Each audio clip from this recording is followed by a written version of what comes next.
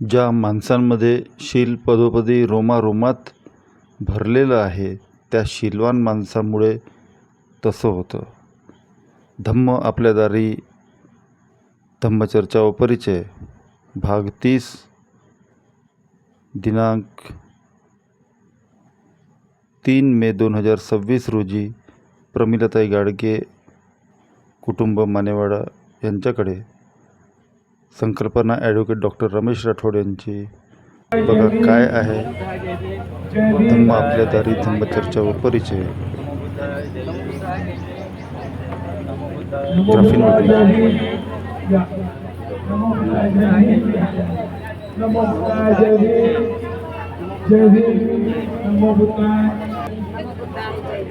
बुद्धाय जय भीम, नमो बुद्धाय जय भीम, नमो बुद्धाय जय भीम, नमो बुद्धाय जय भीम.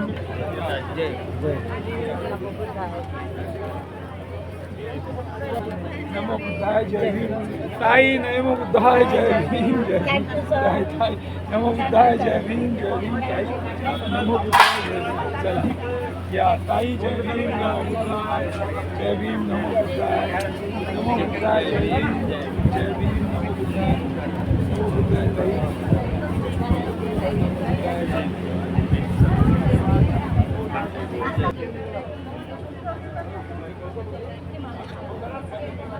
अतिशय मंगलमय वातावरणामध्ये आज प्रमिलाताई यांच्या घरी धम्म आपल्या दारीचं स्वागत झाला, सन्मान झाला आणि चांगल्या प्रकारे कार्यक्रम संपन्न झाला. आज त्यांच्या कुटुंबासह धम्म आपल्या दारी या उपक्रमात ज्यांचा जो फोटो लावलेला आहे त्या प्रतिमेसोबत सामूहिक फोटो काढत आहेत, व्हिडिओग्राफी करत आहेत. अतिशय मंगलमय वातावरणामध्ये हा कार्यक्रम संपन्न झालेला आहे. त्याचबरोबर त्याचा अविस्मरणीय आठवण त्यांच्या कुटुंबात राहतील अशा प्रकारे अविस्मरणीय एक त्यांनी हा दखलपात्र असा फोटोग्राफी होत आहे त्याची ती आठवण राहणार आहे की विशेष आजचा कार्यक्रम त्यांच्या दारी झालेला आहे. आपण त्यांना मंगलकामना देऊया आणि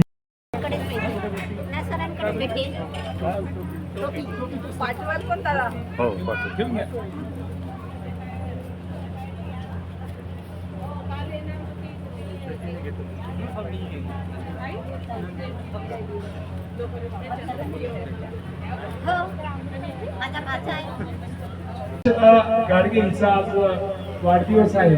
ती 8व्या वर्गाला शिकते आहे. आज आपल्याला या धम्म रॅली तिच्या घरी आली आहे. धम्म तिच्या वाढदिवसानिमित्ताने तिला धम्म ऐकायला मिळालं आणि एवढी लोक तिला आशीर्वाद देण्यासाठी आला. हा जीवनातला योगायोग आहे. किती काही केलं असलं तरी त्याचे फक्त पाहुणे मंडळी यवतमाळ कोणत्या गावातून जवळची नाती आली असतील पण ज्याचं नातं नाही, गोतं नाही, आपल्या अड्डावर नाही, आपल्या ओळखीचे नाही. आज तिच्या वाढदिवसाच्या निमित्ताने आले पण धम्माने त्याच्यापर्यंत आलं. म्हणजे धम्मामध्ये एवढी शक्ती आहे ते प्रत्येक माणसाला आपल्या दारापर्यंत पोहोचवतं. आज धम्म तिच्या घरी आला आणि सर्वांनी तिला आशीर्वाद देणार. भवतु सर्वमङ्गलं रक्षन्तु सर्वदेवता सर्वधर्मानुभावेन सदा सोऽपि भवन्तु ते. भवतु सर्वमङ्गलं रक्षन्तु सर्वदेवता सर्वसङ्गानुभावेन सदा सोऽपि भवन्तु ते. साधु साधु साधु. अक्षताला वाढदिवसाच्या मंगलमय शुभेच्छा. खूप खूप मंगलमय शुभेच्छा. बर्थडे झाला. त्याचबरोबर वंदना राठोड मॅडमचा पण बर्थडे आहे. त्याचप्रमाणे कानबा 12 हाते यांचा पण वाढदिवस आहे. आपण राखंतु सर्वदेवता सर्वभूतानुभावेन सदा सोऽपि भवन्तु ते. भवतु सर्वमङ्गलं रक्षन्तु सर्वदेवता सर्व धम्मानुभावेन सदा सोती भवन्तु ते भवतु सर्वमङ्गलं रक्षन्तु सर्वदेवता सर्वसङ्गानुभावेन सदा सोती भवन्तु ते साधु साधु साधु. वंदना राठोड मॅडमला आमच्या सर्वांकडनं वाढदिवसाच्या मंगलमय शुभेच्छा. त्याचप्रमाणे दानमाजी बाराहाटे यांना पण वाढदिवसाच्या हार्दिक शुभेच्छा. त्यांचं जीवन आरोग्य संपूर्ण व्यवस्थित जावं, मंगलमय जावं अशी मी त्यांना बुद्धचरणी प्रार्थना करते. म्हणजे बुद्ध मानवी असताना तिने किती छान म्हटलं की जगातील सर्व प्राणी जो सूक्ष्म असेल, लहानसा कीटक असेल त्याचाही कल्याण हो. या सृष्टीमध्ये जो प्राणी असेल, जो जीव असेल, जो जीव जगत असेल त्या जीवाचा कल्याण हो. भवतु सब्ब मंगलम सब्ब. आणि जो धम्माचं आचरण करत असेल, धम्माचं पालन करत असेल, म्हणजे आपल्या वाढदिवसाच्या निमित्ताने आपला तर कल्याण होच, आपल्या बरोबर जगातील सर्व सूक्ष्म घटकांचा जो जीव दिसतो, तो जीव दिसत नसेल त्या जीवाचाही कल्याण हो. ही भावना आपण धम्मदारी धम्म कुटुंबीय साजरा करतात. म्हणजे वाढदिवस जर आपल्या घरी झाला असता तर आई म्हटलं असतं, बाप म्हटलं असतं हॅपी बर्थडे हॅपी बर्थडे. म्हणजे बुद्ध संस्कृतीमध्ये आल्यानंतर बुद्ध जीवन तर स्वतः जगायचंच आहे, तुम्हाला इतराचं जीवन जगण्यासाठी मंगल कामना करायची आहे. म्हणजे मंगल कामना करण्याचा योग हा धम्म जीवन जगणाऱ्या माणसाच्या संगतीत राहिल्यानंतर कळतो. म्हणजे जशी जशी संगत, बुद्ध का म्हणतो तुमच्या संगतीचा परिणाम तुमच्यावर होतोय. म्हणून सर्वांची बुद्ध संगत असल्यामुळे आज आपण त्या वाढदिवसानिमित्ताने त्यांचा कल्याण हो, त्याचबरोबर इतरांचा कल्याण हो ही भावना आपण व्यक्त केली. आपली धम्म रॅली प्रमिलाताई गाडगे यांच्या घरी आली आहे.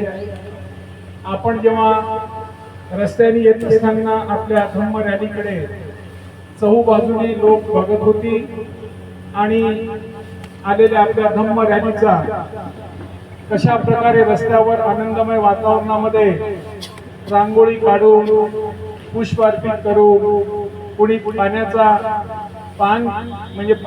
पाणी पिण्याची सोय केलेली आहे, कोणासाठी बिस्किट दिलेले आहे, चॉकलेट दिलेली आहे.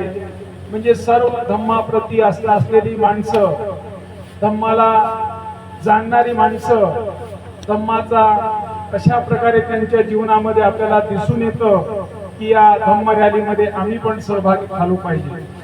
आज या ठिकाणी आनंदमय वातावरणामध्ये रॅली प्रमिलाताई यांच्या घरी आली आहे. प्रमिलाताईंनी जशा प्रकारे एखादा लग्नाचा समारोह असतो किंवा एखादा घरगुती मोठा कार्यक्रम असतो, तशा प्रकारे चांगल्या प्रकारे पेंडॉल आपल्यासाठी, खुर्च्याची व्यवस्था, पाण्याची व्यवस्था, अतिशय आनंदमय वातावरणामध्ये आज या धम्म रॅलीचा स्वागत केलं आणि कार्यक्रमाचं आयोजन केलं. मित्र हो, सर्वांना माहित आहे 2 दिवसापूर्वी सम्यक संबुद्धांची जयंती झाली. त्या दिवसाला जगभर लोक मानतात, कारण त्या दिवसाचा महत्व आहे. अत्यंत मौल्यवान महत्व या झालेल्या 2 दिवसाच्या, म्हणजे कालचा 1 तारखेचा महाराष्ट्र सरकारमध्ये 3 मोठे कार्यक्रम होते. महाराष्ट्र दिन होता, कामगार दिन होता आणि बुद्ध जयंती होती. तो 3 संगम महाराष्ट्रासाठी होता. परंतु बुद्ध जीवनामध्ये तो दिवस किती महत्वाचा आहे. या दिवशी आईच्या गर्भांमध्ये बुद्ध हा गर्भाशयात आला. याच पौर्णिमेच्या दिवशी त्या सम्यक संबुद्धांचा जन्म झाला. याच दिवशी त्या सम्यक संबुद्धाला बुद्धत्व प्राप्त झालं. याच दिवशी सम्यक संबुद्धाचं महापरिनिर्वाण झालं. म्हणजे तिहेरी चौहेरी संगम साधलेला ही कालची त्यांची वैशाख पौर्णिमा. या वैशाख पौर्णिमेला जगाला शांती देणारा शांतीदूत, ज्या जगाला आज ज्यांची गरज आहे, जग म्हणतो की युद्ध नको बुद्ध हवा. म्हणजे जगाला सुद्धा या जन्माला आलेल्या सुपुत्रांनी दिलेली उपाधी, त्या उपाधीचा प्रत्येक माणसाला मिळू शकते अशा प्रकारची हा जन्माला आलेला सुपुत्र, आणि त्या सुपुत्राला आपण इथे आल्यानंतर बुद्धं शरणं गच्छामि, धम्मं शरणं गच्छामि, संघं शरणं गच्छामि. बुद्धं म्हणजे अत्यंत उच्च कोटीचा विचार. बुद्ध म्हणजे अत्यंत उच्च, ज्या माणसाला जी भरभराटून त्याच्यामध्ये माणुसकी भरली आहे, माणुसकी भरलेला जो माणूस आहे, मानसी जीवन जगण्याचा स्वतःचा जो अत्यंत उच्च कोटीचा विचार ज्यांच्यामध्ये प्रतिबिंबित झालेला आहे, तो व्यक्ती म्हणजे बुद्ध. म्हणजे बुद्धांच्या 45 वर्षांच्या कालखंडामध्ये आपण बघतो आहे की बुद्धाला एक छोटीशी सुद्धा बिमारी नाही. बुद्ध बसताना, उठताना, चालताना प्रत्येक गोष्टीची त्याची नोंद घेतलेली आहे. बुद्ध सहज बोलत असेल तरी त्यांचा उद्गार हा मोठा ग्रंथ आहे. म्हणजे एक बुद्ध व्यक्ती त्या आईच्या पोटी जन्माला आल्यानंतर आपल्या जीवनामध्ये कशा प्रकारे जीवनाला बदल देऊ शकतो आणि जगाला शांती देणारा, शांतीचा संदेश देणारा शांतीदूत बनू शकतो, असं त्यांनी प्रत्यक्ष या जीवनात सांगितलं की आईच्या पोटी जन्माला आलेला माणूस हा चांगले कृत्य करू शकतो. त्यासाठी कोणाला शक्ती म्हणून जन्माला यावं लागत नाही, चमत्कार घडवावं लागत नाही, की काल्पनिक शक्ती नाही किंवा काल्पनिक विचार नाही. प्रत्यक्ष आपल्यासारख्या आपल्या आईच्या पोटी जन्माला आलेला, आपल्यासारखा जीवन जगलेला आणि आपल्यासारखा जीवन जगत असताना आपल्या कल्याणाचा काम आपल्याला कसं करता येईल हे त्यांनी सांगितलं. म्हणून सिद्धार्थ शुद्धोधन गौतमाला त्यांनी कधीच म्हटलं नाही की माझ्या नावाचा मोठ्या प्रकारचा तुम्ही वाहवाकी करा. कधीच त्यांनी आपल्या नावाचा उद्धवूत केला नाही. म्हणून बुद्धाला दिलेली ही उपाधी आहे. आज जगांमध्ये या उपाधीचं खूप मोठ्या वैभवशालीने कालचा दिवस आपण प्रत्येक व्यक्ती स्वतःला बुद्ध मानणारा असेल, त्यांनी एवढ्या आनंदमय वातावरणामध्ये या जयंतीचा, या वैशाख पौर्णिमेचा सण म्हणून, उत्सव म्हणून आनंदमय वातावरणामध्ये खरंच साजरा व्हायला पाहिजे. कारण ज्या ज्या परिवारामध्ये, ज्या ज्या कुटुंबांमध्ये, ज्या ज्या समाजांमध्ये, ज्या ज्या देशांमध्ये बुद्धांचा वास असेल, बुद्धांचा कृत्य असेल किंवा बुद्धांची सावली पडली असेल, तो परिवार, तो समाज, तो देश एक उज्ज्वल अशा देशांमध्ये, समाजांमध्ये नाव कमवलेलं आहे. म्हणून बुद्धाला आपण इथे म्हटलेलं आहे बुद्धं शरणं गच्छामि. अशी बुद्धी विकसित होऊ दे, अशी बुद्धी विकसित होऊ दे, त्या बुद्धीने मानवी जातीचा कल्याण झाला पाहिजे, त्यांनी सजीवांचा कल्याण झाला पाहिजे, प्राण्यांचा कल्याण झाला पाहिजे, झाड झुडपांचा कल्याण झाला पाहिजे, सर्वांची कल्याणाची भावना माझ्या मनात येऊ दे. म्हणून आपण बुद्धं शरणं गच्छामि. शरणंग म्हणजे काय? बुद्धांच्या प्रतिमे शरण जाणे नाही. आपण पाली ही एक वेगळी भाषा आहे, पालीचं व्याकरण आहे, पालीचे साहित्य आहे, पालीचं संस्कृत मध्ये केलं गेलं आणि संस्कृतचं मराठीत केलं. म्हणून आपण बुद्धं शरणं गच्छामि, शरण नाही, बुद्धाला शरणंग. शरणंग म्हणजे बुद्धांकडे पाहणे, बुद्धांची प्रतिमा जशाला तसं प्रतिबिंबित माझ्या व्हावं. बुद्धांचं जे जीवन आहे, बुद्ध जसे जगले, बुद्धांसारखं जीवन तो माझ्यात मित्र व्हावं. म्हणून बुद्धं शरणं गच्छामि म्हणजे बुद्धाचं प्रतिबिंबित माझ्यात व्हावं आणि मी बुद्धासारखं व्हावं, हेच तुमच्या मागणीतून असतं. धम्मं शरणं गच्छामि आणि धम्मं म्हणजे जीवन जगण्याचा मार्ग. जो व्यक्ती या समाजांमध्ये आहे, प्रत्येक व्यक्तीला आपला जीवन जगायचं आहे, त्याला जीवन जगण्यासाठी काही नियमावली लागतात. म्हणून धम्म म्हणजे आदर्श जीवन जगण्याचा मार्ग. धम्म म्हणजे उच्च कोटीचा माणुसकी असलेला माणूस. म्हणून त्याला सांगितलं आहे तुम्हाला 5 शिलाचं पालन करायचं आहे. 5 शिलांमध्ये सांगितलं पानातिपाता वेरमणी शिखापदं समाधियानि, अदिन्नदाना वेरमणी शिखापदं समाधियानि, कामेषु मिथ्याचारा वेरमणी शिखापदं समाधियानि, मुसावादा वेरमणी शिखापदं समाधियानि, सुरामेर मज्जे प्रमादखाना वेरमणी शिखापदं समाधियानि. याचा अर्थ काय होतो? पानातिपाता याचा अर्थ मी हिंसा करणार नाही. हिंसा या शब्दाचा एकच अर्थ होत नाही. बुद्ध म्हणतात काया वाचा मनाने, कायेनी पण कोणाची हिंसा व्हायला नको. म्हणून प्रत्येक बुद्ध कुटुंबानी, प्रत्येक बुद्ध पुरुषांनी, प्रत्येक बुद्ध महिलांनी वारंवार या 5 शिलांचं पालनावर लक्ष दिलं पाहिजे. आपल्या मुलांच्यावर ते संस्कार प्रतिबिंबित केले पाहिजे. काय म्हणतो पानाती पाता वेरमणी शिका पदम समाधीने, मी हिंसा करणार नाही, मी हिंसा करण्यासाठी कोणाला प्रवृत्त करणार नाही, कोणाला उत्तेजना देणार नाही. कोणी असं कृत्य करत असेल त्याला मी करू देणार नाही. कारण मी काय करणार, हिंसा करणार नाही. म्हणजे ते कोणताही जीव असेल, कोणताही माणूस असेल, त्याला कोणत्याही प्रकारची वेदना होणार नाही याची मी काळजी घेणार. मी हिंसा करणार नाही. जर यदा कदाचित आपण हिंसा केली, यदा कदाचित आपण एखाद्याचा खून केला, तर आपल्याला आपण खुनारी म्हणून समाजांमध्ये एक नवीन प्रतिमा निर्माण होते. पण एवढी प्रतिमा होऊन चालत नाही. आपण देशाचं पण नुकसान करतोय. कारण देशाची पोलीस यंत्रणा, देशाची न्यायालयीन यंत्रणा ही आपल्या मागे खर्च होतं. म्हणजे देशाचा होणारा खर्च सुद्धा आपण त्याला कारणीभूत ठरतोय. बुद्ध म्हणतात तुमच्या वागण्याने, तुमच्या बसण्याने, तुमच्या उठण्याने, तुमच्या कृत्याने तुमचा तर कल्याण आहेच, परंतु तुम्ही इतरांचा पण कल्याण करता. मी वाचेनी पण हिंसा करणार नाही म्हणून त्यांनी वाणीचे 4 दोष सांगितलेले आहेत. बोलताना मी कसा बोललं पाहिजे, माझ्या वाणीतून प्रत्येक माणसांचं मन जिंकता आलं पाहिजे. म्हणजे ती वाणी अशा धर्मी गुरु प्यारा प्यारा, पापी गुरु खारा खारा.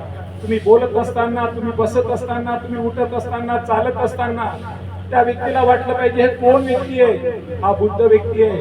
कारण बुद्ध व्यक्तीचं चालणं अत्यंत वेगळं आहे. यावर एक उदाहरण छोटस आहे. तथागत बुद्धांचा शेवटचा शिष्य होता अश्वजीत. अश्वजीत हा अशाच प्रकारे धम्मदेशना करायला जायचा होता. आणि धम्मदेशना करत असताना तो घरोघरी फिरायचा आणि ज्याला जे काही भोजन मिळत असेल तो भोजन घ्यायचा आणि तो भोजन घेऊन एका ठिकाणी तो ग्रहण करायचा. त्याच्याकडे लोक बघायची. मोगली आणि सारीपुत हे त्याच्याकडे बघत होते की हा किती चांगला शिष्य आहे, हा कोणाचा शिष्य असावा. कारण हा शिष्य जेवढा चांगला आहे तर याचा गुरु किती चांगला असेल. म्हणजे तेव्हा ते त्यांच्याकडे येतात, त्याला विचारतात अरे तुझा गुरु कोण आहे, तू किती छान आहेस.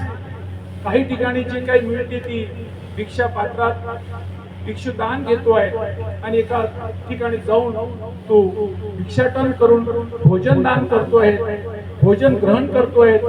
असा कोणता तुझा गुरु आहे.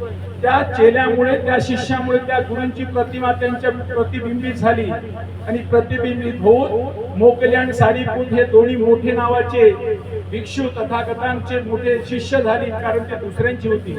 म्हणजे आपल्या वाणीतून, आपल्या कृतीतून, आपल्या बसण्यातून, उठण्यातून इतरांवर त्याचा प्रभाव पडतोय. हा व्यक्ती एवढा चांगला बोलतो कोण, हा बोलतोय कारण यांनी बुद्धीचा विकास केला. आपल्या बुद्धीचा एवढा विकास होऊ द्या, एवढा विकास होऊ द्या, त्या बुद्धीमुळे प्रत्येकाचा कल्याण होणार. प्रथम कल्याण, मध्यम कल्याण, अंतिम कल्याण. झोपेत असताना सुद्धा माझ्या भावना अशा असल्या पाहिजे की माझ्या सर्व समूहाचा, सर्व लोकांचा, सर्व प्राण्यांचा कल्याण हो. ही कल्याणाची भावना ठेवणारी तुमची बुद्धी व्हावी.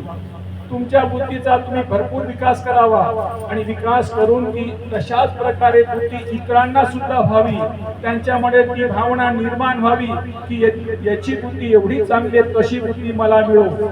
आपण बुद्धांच्या प्रतिमेकडे बसून का म्हणतो की बुद्धांसारखा पुत्र व्हावा, बुद्धांसारखा मित्र व्हावा, बुद्धांसारखा बाप मिळावा, बुद्धांसारखा सखा मिळावा. प्रत्येकाच्या मनामध्ये अशी भाव निर्माण होतो की असा व्यक्ती व्हावा.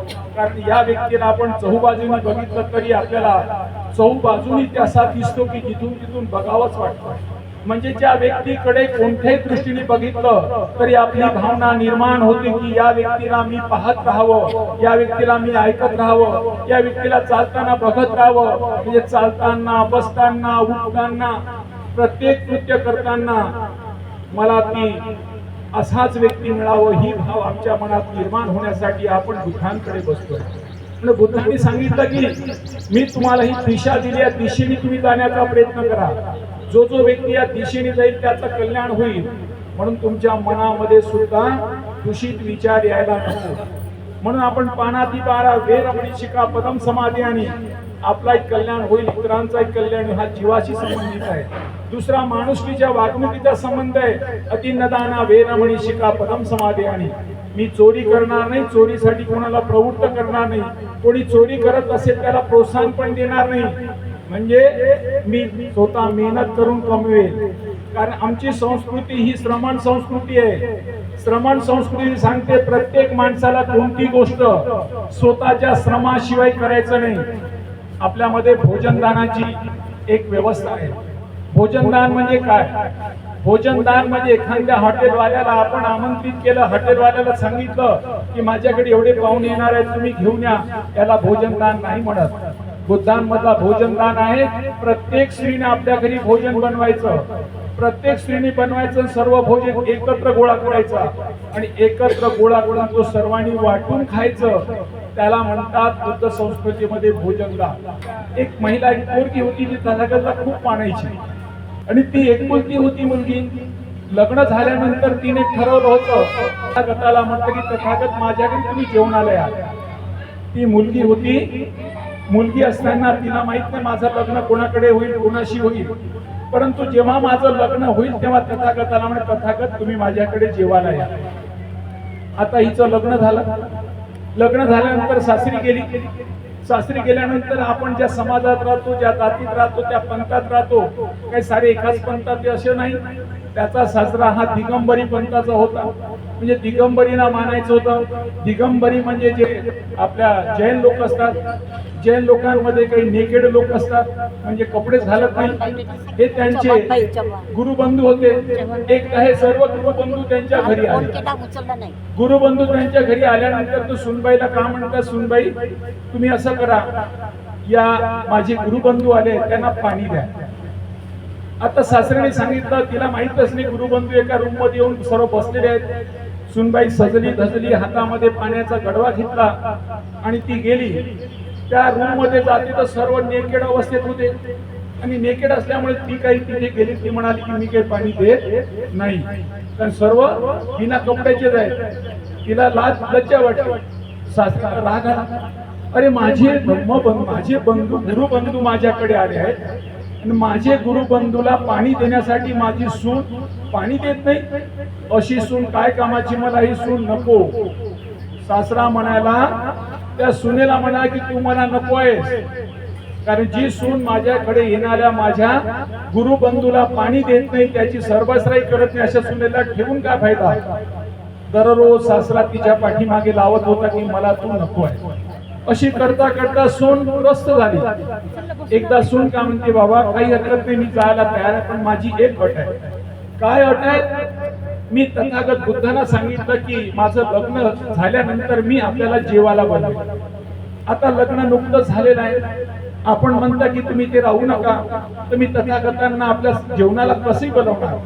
माझी एकच इच्छा आहे की त्यांना आपल्याकडे जेवणाला बोलवायचं आहे. जेवणाला बोलवण्यासाठी सासरा म्हणे एवढी छोटीशी मागणी आहे, ही मागणी पूर्ण झाली तर तू जाशील? हो म्हणे, मी जायला तयार आहे. म्हणून ती सासरा तयार होतो. मग तिला अतिशय आनंद वाटतो, कारण तथागताला ती बालपणापासून तथागताला मानते. तथागत माझ्या घरी येणार म्हणून तिच्या मनामध्ये आनंद गगनात मावेनासा असतो. घराला रंगरंगोटी करते, चांगले फळफळावळ आणते आणि त्याच्या ठरल्या दिवशी तथागतांचा भिक्षू संघ त्यांच्या घरी येतो. सासऱ्याच्या मनामध्ये कुणकुण असते, ह्या सुनेनी माझे जेव्हा धम्मबंधू माझे गुरुबंधू आले तेव्हा तिनं पाणी दिलं नाही, आता हिचे गुरुबंधू येते ती काय करते बघायचं म्हणून सासरा दुसऱ्या रूम मध्ये बसला. दुसऱ्या रूम मध्ये बसल्यानंतर त्या रूम मधून या रूम मध्ये पाहण्यासाठी थोडासा एक मार्ग होता, म्हणजे छिद्र असेल त्या भिंतीला, त्यातून तो बघत राहील आणि कान देऊन ऐकत होता. जेव्हा त्या मुलीने स्वयंपाक बनवला, स्वयंपाक बनवल्यानंतर त्या भिक्षुगणांनी जेवण केलं. भोजन केल्यानंतर तथागतांचे शेवटी असं असतं की भोजनदान झाल्यानंतर तथागत धम्मदेशना देतात. धम्मदशनेमध्ये तथागत काय म्हणतात, बेटा विषयांका तू ध्यानात ठेव, तू जे स्वयंपाक तयार करतेस तो स्वच्छ मनाने स्वयंपाक करायचं, आंघोळ करून स्वयंपाक करायचं, आपण स्वयंपाक करत असताना जे काही आपण आहारामध्ये टाकतोय तेव्हा तुमचे विचार तिथे प्रतिबिंबित होतात. मीच करत राहू का, मलाच करायचं आहे का, माझी जबाबदारी आहे का, मी अशीच करू का, तशीच करू का? कारण याचा खाण्याचा परिणाम तुझ्या मुलावर होतो, तुझ्या मुलीवर होते, तुझ्या नवऱ्यावर होते, तुझ्या सासऱ्यावर होते. लक्षात ठेव, तू सर्वांची आई आहेस. आई स्वयंपाक करत असताना मनामध्ये किंतु परंतु ठेवत नाही.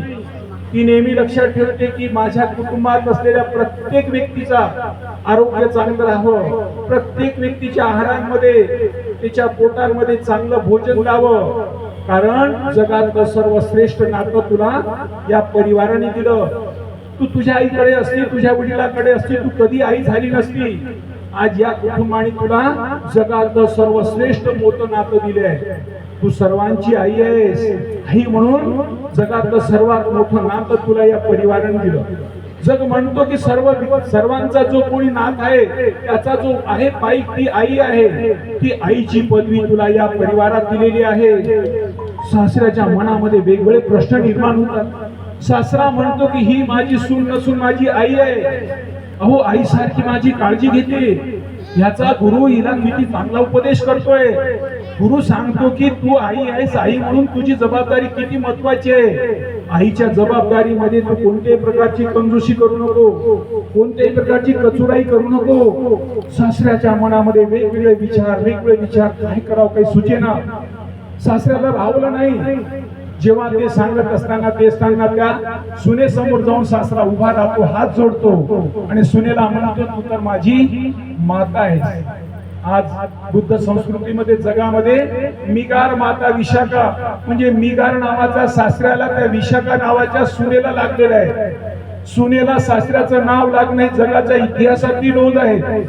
म्हणजे इतिहासामध्ये ढोल गवारा पशुनारी सवय ताडण अधिकारी स्त्रीला जगांमध्ये कुठेही मान नाही. परंतु बुद्ध संस्कृतीमध्ये त्या स्त्रीला एक सुनेला नाव सासऱ्याचं नाव लागलं हे जागतिक ऐतिहासिक नोंद आहे. आज मिगार माता विशाखा आपण जगभर ओळखतोय. म्हणजे बुद्धांच्या आचरणातून, बुद्धाच्या कृतीतून, बुद्धाच्या विचारातून तुम्हाला सुखी तर होता येते, पण इतरांना सुखी करून तुमचं नाव उज्ज्वलित करता येतं. आणि उज्ज्वलित करण्याचं काम हे बुद्ध संस्कृतीमध्ये आहे. आज की आपण कितीतरी धम्मगाथा जे आपण देव गाथा, थेरी गाथा वाचतोय आणि थेरी गाथामध्ये कितीतरी अधःपतनाला गेलेल्या महिलांना आज जागतिक पातळीचं नाव आहे. अधःपतनाला गेलेल्या पुरुषांचं नाव जागतिक पातळीला आहे. आपण किस्सा गौतमी पाहिली असेल, पट्टाचाराणी पाहिली असेल, उपाली अशी वेगवेगळी नावं तुम्ही ऐकली असेल तर तुम्हाला कळेल की हे सर्व बुद्ध मार्गी आल्यानंतर कळलेलं आहे. बुद्धांचा धम्म हा सर्वांसाठी खुला आहे. त्यामध्ये प्रत्येक धर्मातली, प्रत्येक जातीतली माणसं आहेत. म्हणून तो का म्हणतो की आदर्श जीवन जगण्याचा मार्ग आहे. जो माणूस मार्गाने जाईल त्याचा कल्याण होईल. तुम्हाला 5 मार्काचा पेपर आहे. एक पेपर आहे, 5 प्रश्न दिलेली आहे. 5 प्रश्न दिल्यानंतर तुम्हाला सोडवायचे आहे. आणि जेवढे एक प्रश्नाला 20 मार्क तर 5 प्रश्न असेल 100 मार्काचा पेपर असेल आणि प्रत्येक प्रश्नाला 20 मार्क. तुम्ही जसे पेपर सोडवाल तसे मार्क मिळेल. बुद्धांचे 5 शील आहेत. जो शिलांचं जेवढं पालन करेल तेवढा त्याच्यावर प्रभाव पडेल. लोकांना सांगायची गरज नाही तुम्ही कोण आहात, काय करता. तुमचा शील सांगतो आहे की तुम्ही कसे आहात. म्हणून माणूस चालताना, बसताना, उठताना, बघताना इतरांना वाटलं पाहिजे हे बुद्ध माणूस आहे. कारण याच्या वाणीमध्ये कृतज्ञता आहे. याच्या वाणीमध्ये मानवी कल्याणाचे विचार आहेत. म्हणून हा विचार इतरांमध्ये पोहोचवण्यासाठी आपल्याला 5 शिलांचं पालन करणे आहे. म्हणून आपण म्हटलं दीनदाना वेरमणी शिका पदम समाधी. आणि भारत हा सुजलाम सुफलाम असलेला देश आहे. देशामध्ये सोन्याचा धूर निघत होता. सोन्याचा धूर निघत असताना देशातली जीडीपी 33% होती. जीडीपी हा 33 असलेला देश आजच्या घडीला अमेरिका आणि चीन ह्या दोघांची जर जीडीपी पकडली तर फक्त 28 आहे. आणि त्यावेळेस भारताची जीडीपी 33 होती. म्हणजे आज आपण जगांमध्ये म्हणतो की चीन आणि अमेरिका हा सर्वात श्रीमंत देश आहे. मग त्यापेक्षा 33 ही जीडीपी असलेला भारत किती सुजलाम सुफलाम असेल. या देशांमध्ये किती पैसा असेल, या देशांमध्ये धनसंपत्ती किती असेल, या देशांमध्ये भाईचारा किती असेल. म्हणून या देशाला सोन्याचा धूर निघणारा देश म्हणत होती. व्यापार घेण्यासाठी लोक जगातली भारतात येत होती, शिक्षण घेण्यासाठी लोक भारतात येत होती. असं का झालं? कारण बुद्धाला या सम्राट अशोकाने स्वीकारलं. आणि सम्राट अशोकाने काय केलं? जेव्हा सम्राट अशोकाला तो राजा सारेत असतात, राजाचा सम्राट होण्यासाठी या सम्राट अशोकांना एक राज्याची गरज होती. एक राज्य जिंकलं तर मला मी सम्राट होऊ शकतो, त्यामुळे एक राज्य जिंकणं त्याला सहज होतं. म्हणून त्यांनी कलिंगावर युद्ध केलं. आणि कलिंगावर युद्ध केल्यानंतर त्या युद्धाचा एवढा मोठा परिणाम झाला, त्यामध्ये कितीतरी मनुष्यहानी झाली. आणि त्या मनुष्यहानी होत असताना त्या मनुष्यहानीचे त्यांच्या समोर जे चित्र दिसत होतं, काही महिलांचे पती वारले गेले, त्या रडत होत्या, सांगत होत्या, हे चांडाळ राजा माझ्या पतीने काय केलं, माझा संसार उद्ध्वस्त केला. काहीची आई रडत होती, हे चांडाळ राजा माझ्या मुलांनी काय केलं, माझा संसार उद्ध्वस्त झाला. जेव्हा जेव्हा राजा सम्राट असूनही रात्री झोपताना झोपच लागेना, कारण झोपेमुळे त्याला हे सर्व चित्र दिसायचं. अशा सर्व मृतदेह पडलेला आहे, महिला रडत आहे, कोणाची पोरगा रडते, कोणाची आई रडते, कोणाचा भाऊ रडते, लंगडे खुडे रडते घरांमध्ये. आणि सर्व चित्र बघितल्यानंतर त्याच्या मनामध्ये भाव याचा, मी काय केलं, मी जरी सम्राट झालो असलो तरी त्याला रात्री झोप येईना, काय करावं काही सुचेना. अशा परिस्थितीमध्ये त्याला एक मोगलीपुत्र शिस्त नावाचा एक भिक्षू मिळतो.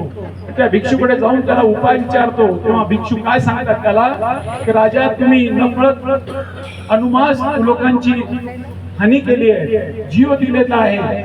आणि हा प्रत्यक्ष जेव्हा मुलाला जन्म घाललेला आईला माहित असते त्या मुलाची वेदना, जन्म घातल्या त्या बापाला माहित असते त्या मुलाची वेदना.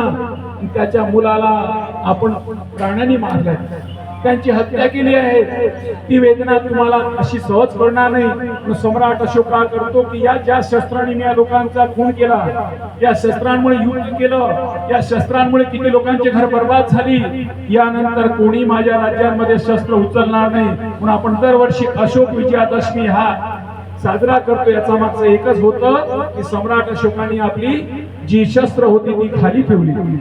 आणि शस्त्र खाली ठेवल्यानंतर यानंतर कोणी शस्त्र उचलणार नाही. परंतु तेव्हाही पुन्हा त्यांना झोप यायची नाही, पुन्हा तोच प्रॉब्लेम. मग पुन्हा त्यांनी मोगलीपुत्र त्या भिक्षूकडे गेले. भिक्षूला विचारतो, भिक्षुगण मी माझी शस्त्र खाली ठेवलं तरी मला झोप येत नाही, काय करावं? राजा तुम्ही कोणाच्या मुलाला जन्म घातलेल्या मुलाला मारलेला आहे, जोपर्यंत तुमच्यापैकी अशी वेदना तुम्हाला होणार नाही तोपर्यंत तुम्हाला ते कळणार नाही. म्हणून त्यांनी दोन्ही पुत्र संघमित्र आणि महेंद्रला त्या दोघांना इथे भिक्षूसाठी म्हणजे धम्मासाठी अर्पित करतात. दोघेही लोक धम्माचा प्रचार करतात. त्यानंतर त्याला चांगली झोप येते. त्यानंतर त्याला वाटतं की या धम्माचा प्रचार व्हावं, प्रसार व्हावं. म्हणून बुद्धाने जिकडे तिकडे आज आपण जे पाहतो की बुद्धाने बुद्ध साहित्य हे सर्व हातोड्या छन्नीने सर्व लेणीमध्ये कोरल्या गेलं. आणि अशा प्रकारचे 1200 लेण्या तयार केल्या गेल्या. 1200 लेण्यापैकी 1100 लेण्या हे महाराष्ट्रात आहे. तुम्ही अजंठा वेरूळ अशा लेणी पाहिल्या असेल, त्या लेणी सर्व कोरलेल्या आहेत. त्या लेणीमध्ये त्यांनी बुद्ध साहित्य कसं असावं, बुद्ध कविता कशी असावी, बुद्ध लेखणी कशी असावी, म्हणजे त्यांनी छन्नी हातोड्याच्या आधारावर या देशांमध्ये ही लेखणी तयार करण्याचं हे केलं. आणि हे जेवढे काही लेखणी केलेली जी ती होती त्यालाच विहार बनवून तेच विहार पुढे कॉलेज झालं. आणि त्यानंतर त्या देशांमध्ये मोठी विद्यापीठ झाली. 23 विद्यापीठ भारतामध्ये, तक्षशिला, नालंदा या मोठमोठ्या विद्यापीठासाठी जगातली माणसं भारतात येत होती. जेवढे भिक्षुगण होती ती सर्व त्यांना शिकवत होती. पहिली परीक्षा, दुसरी परीक्षा, 3 परीक्षा दिल्याशिवाय तो विद्यार्थी तिथे राहत नव्हता, त्याला प्रवेश मिळत नव्हता. अशा प्रकारे प्रवेश देणारी जगातली सर्वात मोठी शिक्षणाची दिशा देणारं हे मोठं साहित्य हे बुद्ध साहित्य आहे. आणि बुद्ध साहित्य घेण्यासाठी जगातली माणसं इथं येत होती. म्हणून जग मानतात की बुद्ध हा जगातला सर्वात मोठा व्यक्ती आहे. बुद्धाच्या मार्गी जे जे आले त्या सर्वांचं कल्याण झालं. म्हणून तुमचं आमचं कल्याण करण्यासाठी बुद्धाचा मार्ग अत्यंत महत्वाचा आहे. आज आपण या ठिकाणी धम्म रॅलीला घेऊन का आलोय, काय गरज आहे, आज रॅलीची काय गरज आहे, कशासाठी रॅलीची गरज आहे? कारण जरी आपण धम्म जाणत असलो तरी परंतु घरापर्यंत धम्म पोहोचलेला नाही. एक दुसऱ्याची ओळख नाही. ते सर्व बसलेले आपण आहोत, आपण सर्व शेजारी राहतो, एक दुसऱ्याच्या आडोशी पडोशी राहतो, परंतु कधी असा योग येत की आपण एक दुसऱ्याच्या घरी जावं. बाबासाहेबांनी सांगितलं प्रत्येक बुद्ध आणि दर रविवारी आपण विहारात गेलंच पाहिजे. म्हणून आमची प्रत्येकाची जबाबदारी आपण विहारात गेलो पाहिजे. आज विहार ओसाड पडलेली आहे, विहारात जास्त लोकांना दिसत नाहीये. काही वृद्ध महिला येतात, हा दोष कोणाला? म्हणून प्रत्येकाच्या घरी आपण गेलो पाहिजे. त्या घरांमध्ये काय अडचण आहे कशी कळेल? आज आपण प्रमिलाताईकडे आलो. प्रमिलाताईचं घर आपल्याला बघता येईल, आपल्या सर्वांशी दुसऱ्याचा परिचय होईल. म्हणून सर्वांनी आलेल्या व्यक्तींनी सर्वांनी त्यांचा परिचय करून घेणे, त्यांना जय भीम घालणे, त्यांचा पत्ता लिहून घेणे, आपला फोन नंबर त्यांना देणे. झूठा पैसा रूठा भाई, समय समय पर काम आहे. कोणती वेळ कोणती अडचण कुणावरील काही सांगता येत नाही. म्हणून आमच्या भावाच्या संकटात आम्ही धावून गेलो पाहिजे. कोणाला मुलाचं लग्न करायचं असेल, कोणाला मुलीचं लग्न करायचं असेल, कोणाच्या आर्थिकतेची अडचण असेल, कोणाचा व्यक्ती बाहेरचा व्यक्ती त्याला त्रास देत असेल, काय कोणती अडचण असेल काय सांगता येईल. या अडचणी सांगण्यासाठी आम्हाला धम्म जीवन जगणारी माणसं एकत्र असणे आवश्यक आहे. ही माणसं जर एकत्र आली तर आपण बाजूला डॉक्टर राहतो, इंजिनियर राहतो, वकील राहतोय. कोणाला वकिलाची गरज पडेल तर तो वकील त्या ठिकाणी त्याला मार्गदर्शन करेल, धावून येईल. कधी इंजिनियरची गरज असेल, पोलीस ऑफिसरची गरज असेल, आपल्यामध्ये पोलीस ऑफिसर आहेत, आपल्यामध्ये इंजिनियर आहेत, आपल्यामध्ये डॉक्टर आहेत, आपल्यामध्ये वकील आहेत, आपल्यामध्ये त्या त्या विषयामध्ये असलेली तज्ञ मंडळी आहेत. हे तज्ञ मंडळीची गरज आपल्याला पडेल तर आपण आपल्या लोकांना बनवू शकतो, सांगू शकतो. म्हणून तुम्हा आम्हाला एकमेकाच्या घरी जाणं गरजेचं आहे. जोपर्यंत आपण एकमेकाच्या घरी जाणार नाही, म्हणतात की भांड्याला घासल्याशिवाय भांड कळत नाही आणि माणसासोबत बसल्याशिवाय माणूस कळत नाही. जोपर्यंत आपण एक दुसऱ्याच्या सानिध्यात येणार नाही, सहवासात येणार नाही. बुद्ध म्हणतो जसा जसा तुमचा सहवास वाढेल तसा तसा तुमच्या कृतीत फरक पडेल. म्हणून बुद्ध व्यक्तीचा सहवास वाटला पाहिजे.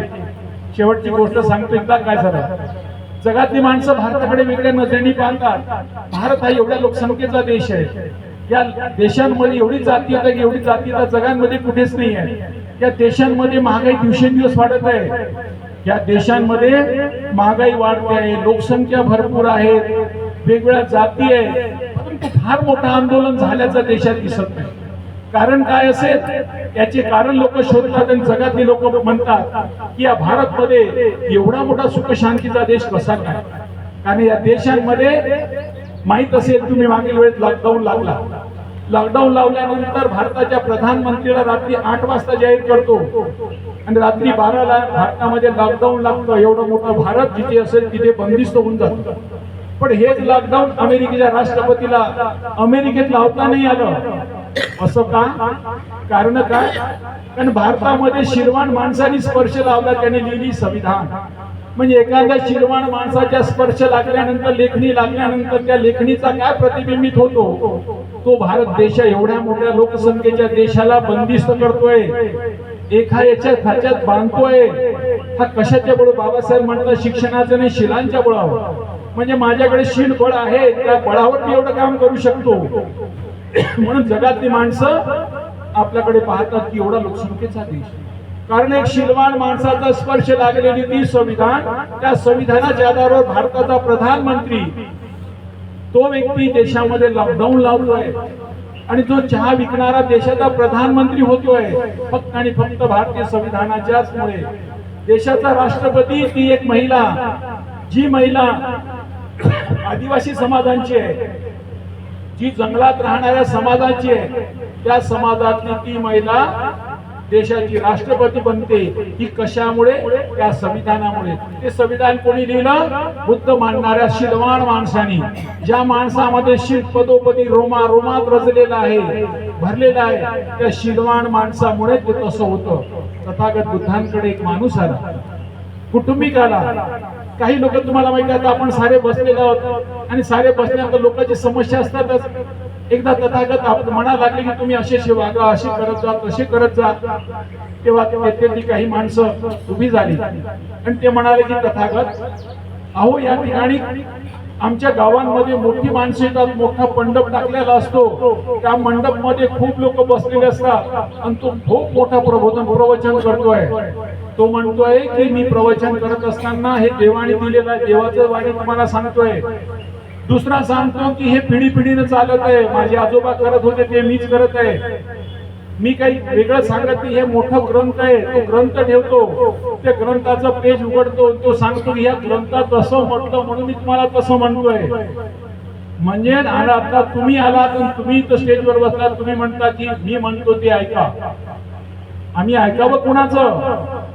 ते कालाम सुलतानमध्ये तथागत म्हणतात, मी म्हणतो ते माझे ऐकू नका, ते मोठा माणूस बसलाय म्हणून ऐकू नका, जाडी मोठी बाई बसले प्रवचन देते म्हणून ऐकू नका, तुमच्या तर्कसंगत बुद्धी संगत तुम्हाला ग्वाही देत असेल, ज्योत से ज्योत लगाते चलो, प्रेम की गंगा बहाते चलो. बुद्धांचा धम्म हा प्रेमाचा आहे. प्रेमाची गंगा सतत वाहत राहावी, चौकडे वाहत राहावी. या गंगेचं पाणी जिथे जिथे सर्वांनी पीत राहावं, अशा प्रकारची त्या धम्मांमध्ये मोठी क्षमता आहे. म्हणून अशा क्षमता असलेल्या या धम्माच्या कुटुंबी आपण आलो आहोत. आपण प्रमिला ताईला विनंती करतो त्यांचे जे आहेत त्यांचा परिचय करून द्यावया. माझं नाव प्रमिला अंबादास गाडगे, श्रीहरिनगर नंबर 3 मध्ये राहते. मला दोन मुलं आणि 2 सुना आहे आणि 4 नाती आहेत. जय भीम. नमस्कार. सगळ्यांना माझा जय भीम. नमो बुद्धाय. नमो बुद्धाय. जय भीम. माझं नाव सचिन अंबादास गाडगे आहे.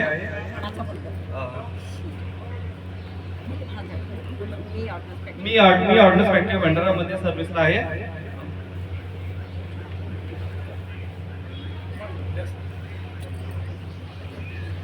जय भीम. नमो बुद्धाय. माझं नाव चंद्रशेखर प्रकाश कुटुंबे आहे आणि मी भंडारून आलो आहे. माझा भाचा आहे.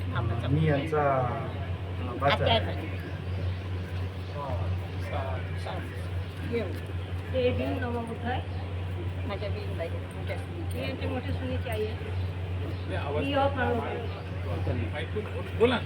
नाव कसं वाटलं तुम्हाला?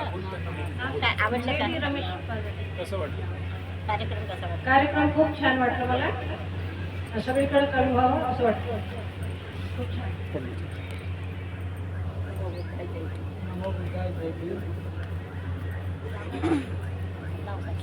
प्रकाश जगन्नाथ दुखुते, जालना शहरातला, जिल्हा वर्धा. त्यांचाच मुलगा आहे का? नमो बुद्धाय. जय भीम. मी सोनाली प्रवीण डेरे, शरयू गाडगेची बहीण लहान. मला हा कार्यक्रम खूप आवडला. मी यवतमाळवरून आलेली आहे.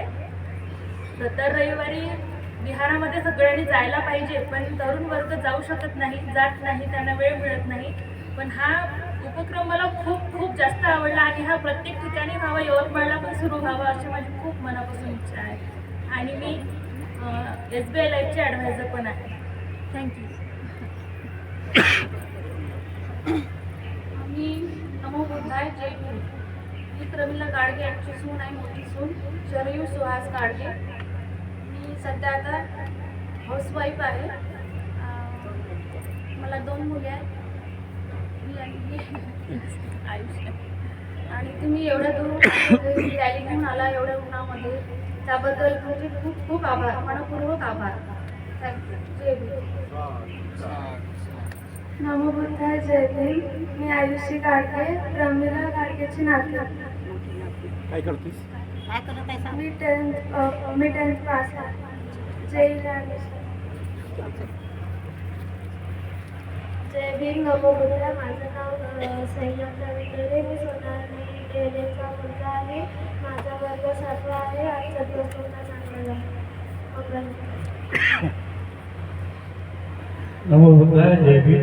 माझं नाव निलेश रमेश पागारे, केळाबारा, तालुका जिल्हा यवतमाळ. शरयू गाडगे माझी बहीण. शेती करते. नमो बुद्धाय. जय भीम. माझे नाव अक्षता स्वर गाडगे आहे. मी प्रमिलाबाईची नाती आणि माझ्या मम्मीची मुलगी आहे. मी आता 8वी क्लासमध्ये गेली.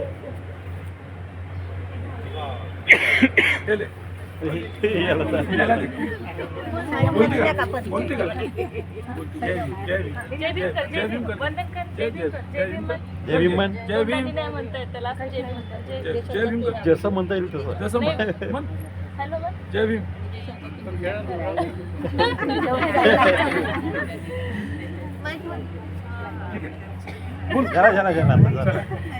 अतिशय चांगल्या प्रकारे. तर आपल्याला आता आपल्या सर्वांचा परिचय द्यायचा आहे. प्रत्येकांना सूचना आहे की हा जो आपला कार्यक्रम असतो हा YouTubeवर सर्वांना पाहता येतो. YouTubeवर गेल्यानंतर धम्म आपल्या दारी हा जर तुम्ही फिलअप केला तर तिथे धम्म आपल्या दारी येतो, आपले सारे व्हिडिओ येतात. त्यामुळे कोणालाही कुठे काही कार्यक्रम असे सांगायचं की धम्म आपल्या दारी हा कार्यक्रम बघा, तर त्याला त्या युट्यूबवर बघता येतो. आता आपण आपला परिचय करून देतो आहे. मी advocate doctor Ramesh Rathod, OBC धम्म दीक्षेचा प्रेसिडेंट आहे. मी 2006 ला बौद्ध धम्मची दीक्षा घेतली. 2016 पासून दरवर्षी ओबीसी लोकांना बुद्ध धम्माकडे आणत असतो आणि धम्माचा जास्तीत जास्त प्रचार प्रसार व्हावा. धम्म जीवन जगणारी माणसं समाजात निर्माण व्हावी, धम्म जीवन जगणारी मानसिक कल्याणी प्रतीची असावी, अशा प्रकारचा आपण विचार घेऊन सर्व धम्माचं पालन करतोय. म्हणून धम्म पालन करण्यासाठी दरवर्षी आपण ही धम्म आपल्या दारी हा कार्यक्रम आयोजित करतोय.